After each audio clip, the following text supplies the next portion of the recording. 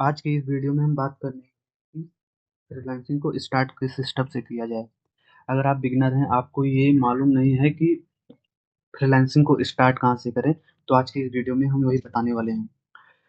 Starting में क्या होता है कि जो बिगिनर्स होते हैं वो फ्रीलांसिंग स्टार्ट तो करना चाहते हैं, बट वो किसी भी स्टेप से स्टार्ट कर देते हैं। कुछ होते हैं कि डायरेक्ट वेबसाइट बनाना स्टार्ट कर देते हैं, कुछ होते हैं डायरेक्ट क्लाइंट को ढूंढना स्टार्ट कर देते हैं, और कुछ तो होते हैं जो डायरेक्ट किसी प्रोजेक्ट पे काम करना स्टार्ट कर देते हैं। उनका कुछ पाथ क्लियर नहीं होता है, तो पहले एक अपना रोड मैप बनाया जाता है कि पहला स्टेप कौन सा फॉलो करें, फिर सेकंड स्टेप कौन सा फॉलो करें, फिर क्लाइंट कैसे मिलेंगे, ऐसे होता है। ना कि कहीं से भी किसी स्टेप से भी स्टार्ट कर दिए हम फ्रीलांसिंग को।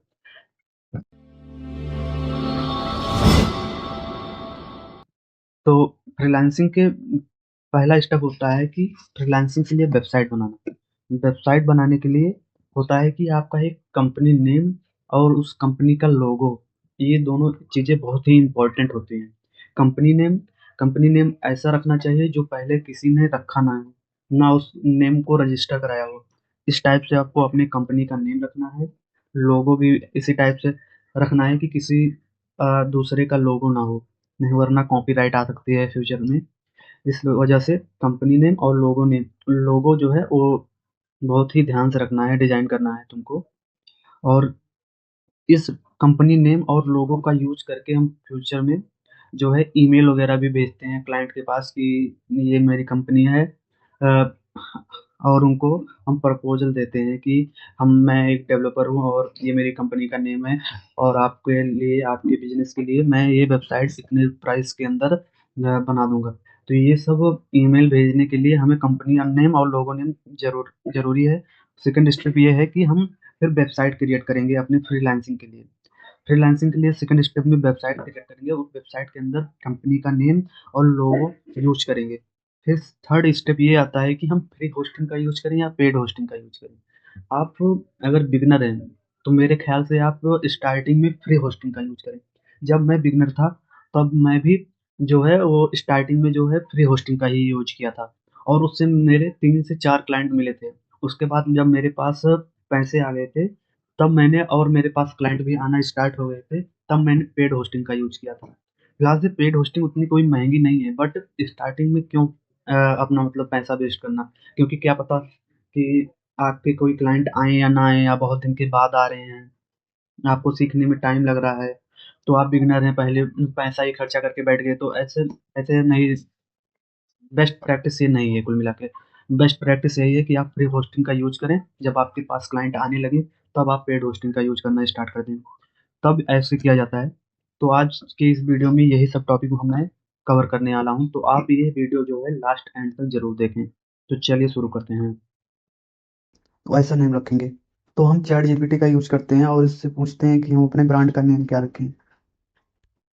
और ये चैट जीपीटी जैसे दिखा रहा है वेब विद सौरभ। मैंने इससे बात पहले अपना चैनल बनाते टाइम पूछा था ना कि क्या रख सकते हैं अपने चैनल का नाम, तो वही दिखा रहा है। चलो मैं जो है वेब विद सौरभ ही रखता हूँ, आप अपने हिसाब से कोई अपना ब्रांड का नेम चूज कर लीजिएगा। और यही चैट जीपीटी से प्रॉम्प्ट भी लिखवा लेते हैं नेम के लिए, और इस प्रॉम्प्ट का यूज ले जाके हम कैनवा कैनवा में यूज करेंगे। तो वहां पर वो कैनवा की जो एआई होती है वो हमारे ब्रांड के लिए लोगो डिजाइन करके दे देगा।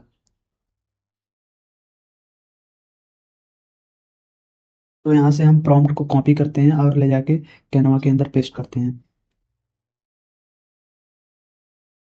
पेस्ट करने के बाद उसने ये देखो कुछ दिया है, कुछ लोगोस दिए हैं। आप इसमें से कोई भी चूज कर सकते हैं जो आपको अच्छा लग रहा हो। फिर यहाँ से आप आपका हो गया कि ब्रांड का नेम क्या रखें और लोगो कैसे डिजाइन करें।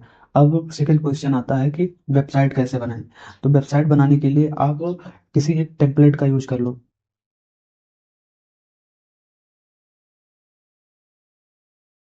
वहां से टेम्पलेट का यूज करने के बाद आप उस डाउनलोड किए हुए प्रोजेक्ट को VS कोड में खोलिए। फिर उसके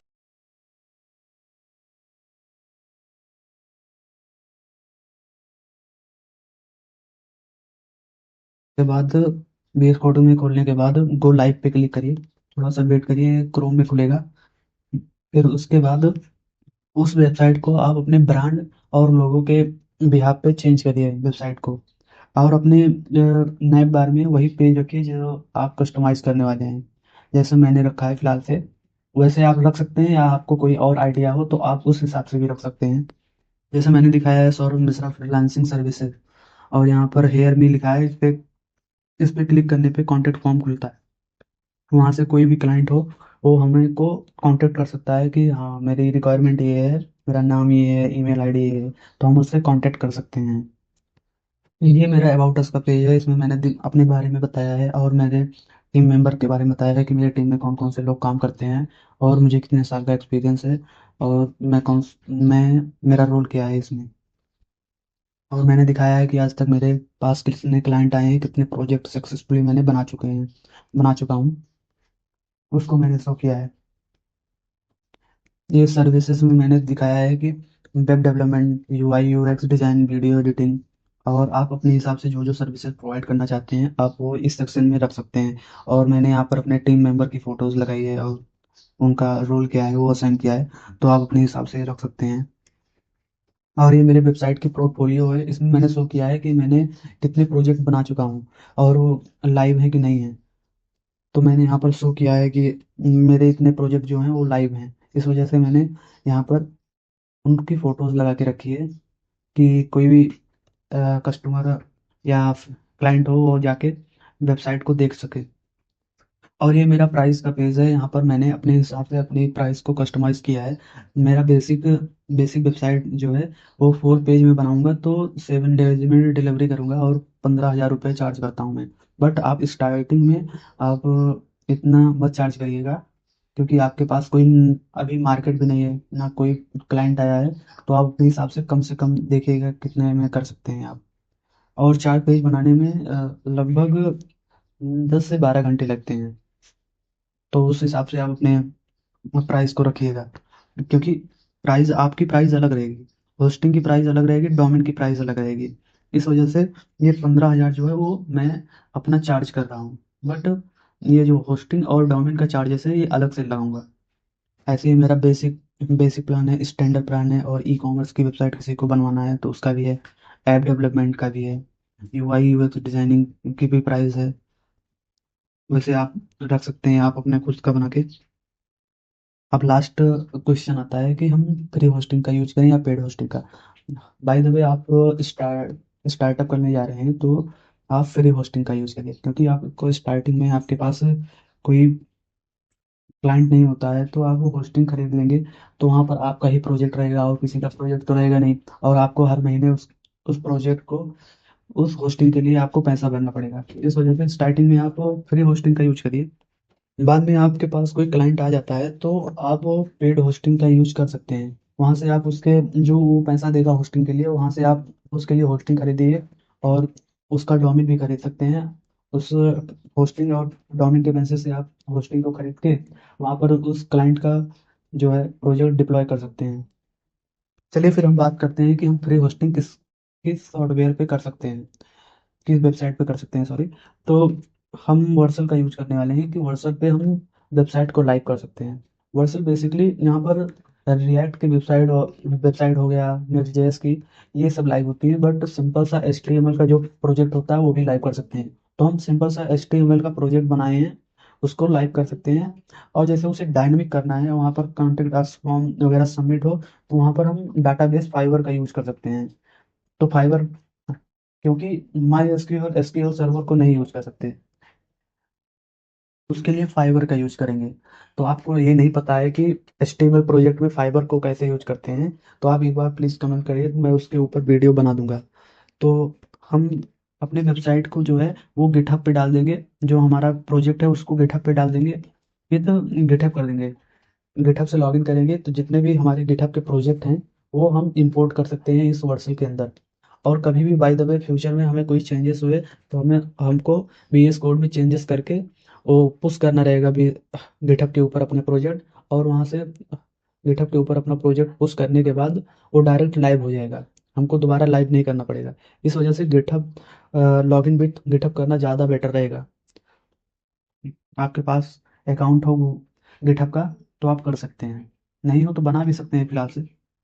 मैं आपको बताने वाला हूँ कि वर्सल में कैसे डिप्लॉय करें प्रोजेक्ट को। ये मैंने पहले से ही वर्सल का अकाउंट बना के रखा है और मेरी कुछ वेबसाइटें हैं जो डेमो के लिए हैं, वो लाइव हैं। तो यहाँ पर हम ऐड न्यू पे क्लिक करते हैं और एक प्रोजेक्ट को इंपोर्ट करके उसे डिप्लॉय करके देखते हैं। चलिए, ये मान लो ये एक वेबसाइट है मेरी, वहाँ पर इंपोर्ट किया, वहाँ इंपोर्ट करने के बाद यहाँ पर ये डिप्लॉय बटन पे क्लिक करेंगे।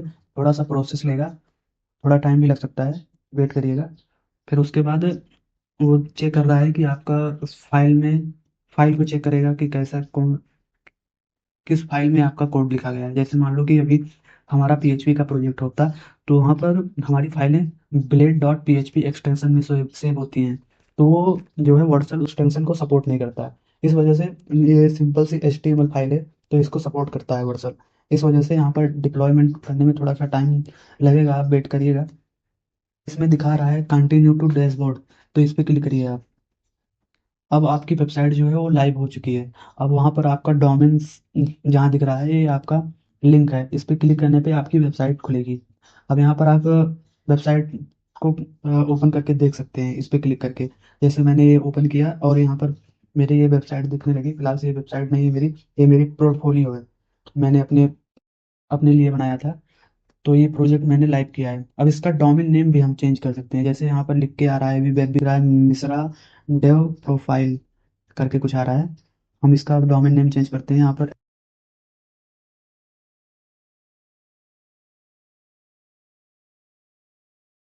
एडिट बटन पे क्लिक करेंगे। यहाँ से हम अपना डोमेन नेम एडिट कर सकते हैं। फिर डोमेन नेम एडिट करने के बाद सेव कर देंगे।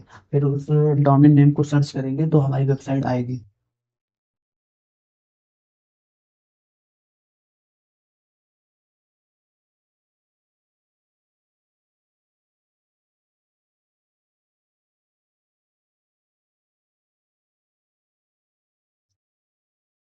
ओके, फिर मिलते हैं नेक्स्ट वीडियो में। Bye bye.